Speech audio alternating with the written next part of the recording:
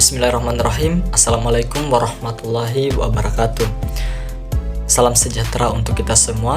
Salam, Om Swastiastu, Namo Buddhaya, salam kebajikan. Pertama-tama marilah kita haturkan puji syukur atas kehadirat Allah Subhanahu wa taala yang telah melimpahkan rahmat dan karunia-Nya sehingga kita masih diberikan nikmat kesehatan, nikmat kekuatan, serta nikmat kesempatan untuk bisa melaksanakan aktivitas keseharian kita. Salawat serta salam tak lupa pula kita aturkan kepada Nabi besar Muhammad SAW yang telah mengantarkan umatnya dari alam kegelapan menuju alam yang terang benderang seperti yang kita rasakan sekarang ini. Baik, adapun materi yang kami akan bawakan yaitu flora dan fauna di Indonesia. Yang pertama, karakteristik bioma. Yang kedua, faktor-faktor yang mempengaruhi sebaran flora dan fauna. Yang ketiga, persebaran jenis flora dan fauna di Indonesia. Yang keempat, konservasi flora dan fauna di Indonesia. Dan yang kelima, pemanfaatan flora dan fauna di Indonesia.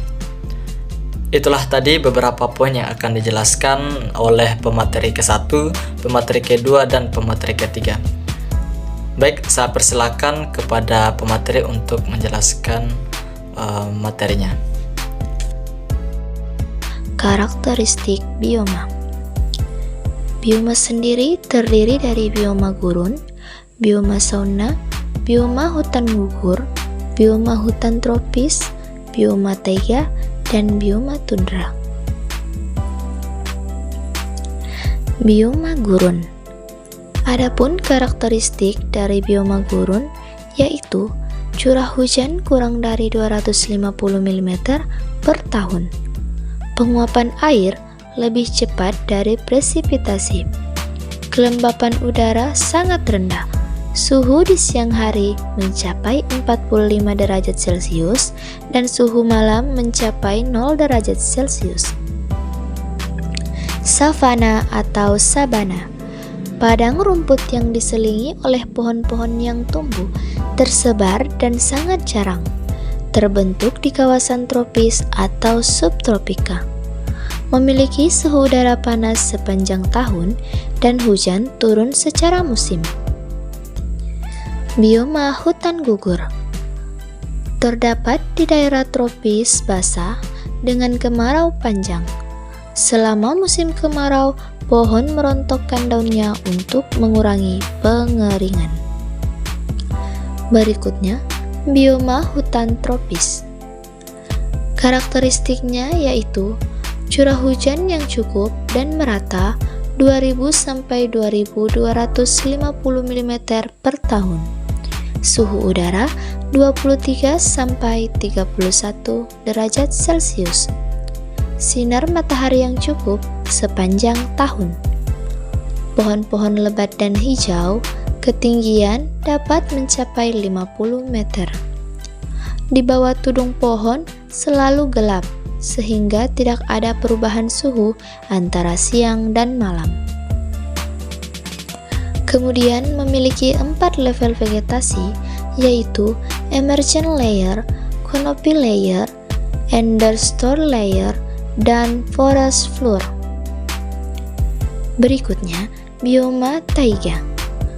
Pada musim panas suhu tinggi, sedangkan pada musim dingin suhu sangat rendah. Pertumbuhan tanaman hanya terjadi pada musim panas yang berlangsung antara 3 sampai 6 bulan. Dan yang terakhir, bioma tundra. Musim dingin yang panjang dapat berlangsung secara 9 bulan dengan suasana gelap dan sedikit energi radiasi matahari. Musim panas pendek dan terang berlangsung 3 bulan. Pada masa vegetasi ini mengalami pertumbuhan. Baik, selanjutnya yaitu faktor-faktor yang mempengaruhi sebaran flora dan fauna. Yang pertama yaitu iklim.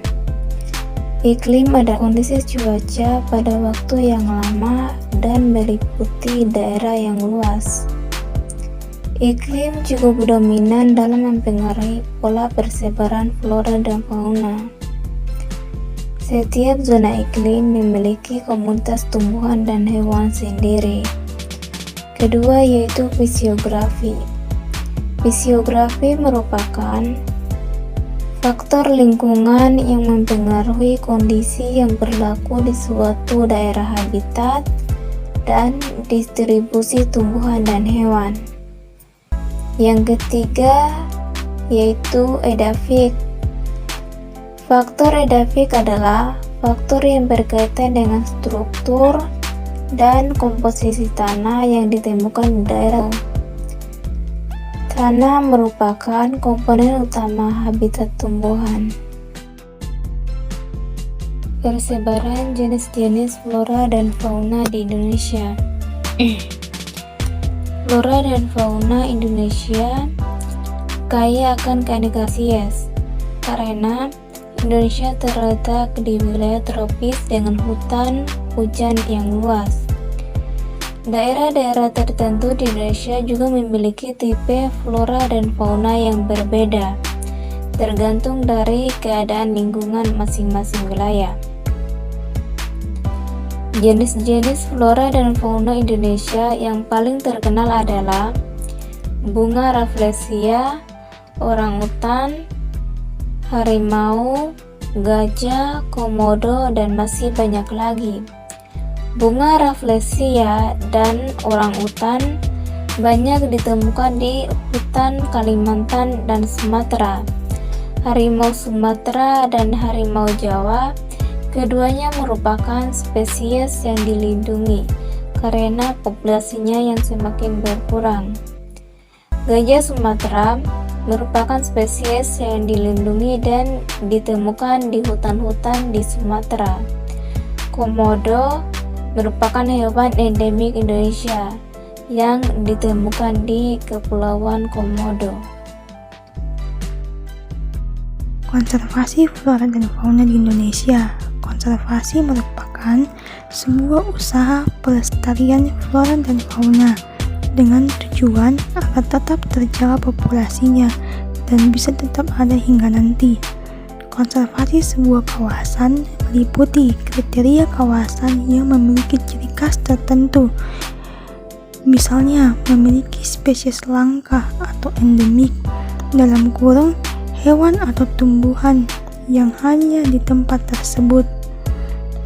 Konservasi juga diharuskan kawasan yang memiliki keterancaman dari kepunahan dan membutuhkan penanganan, dan kawasan yang memiliki atau potensi hingga perlu adanya prioritas konservasi. Kekayaan alam di Indonesia harus tetap terjaga dan dilindungi dari berbagai kerusakan. Untuk itu, diperlukan upaya dan langkah-langkah konservasi untuk menjaga kelestarian flora dan fauna. Berdasarkan Undang-Undang Nomor 26 Tahun 2007, kawasan yang dilindungi bagi pelestarian alam dibagi menjadi dua, yaitu kawasan suka alam dan kawasan pelestarian alam. Kawasan suka alam yang pertama cagar alam, yang kedua suka marga satwa, yang ketiga cagar biosfer. Kawasan pelestarian alam yang pertama Taman Nasional, yang kedua Taman Hutan Raya, yang ketiga Taman Wisata Alam, yang keempat kebun raya dan kebun binatang. Pemanfaatan flora dan fauna di Indonesia. Cara pemanfaatan flora dan fauna sumber daya alam: yang pertama, sumber pangan; yang kedua, peternakan; yang ketiga, perikanan; yang keempat, sumber pendapatan atau devisa; yang keenam, tradisi dan budaya; dan yang ketujuh, sumber energi. Baik, itulah tadi materi yang kami sampaikan. Lebih dan kurangnya mohon dimaafkan. Fastabiqul khairat. Billahi taufiq wal hidayah. Wassalamualaikum warahmatullahi wabarakatuh.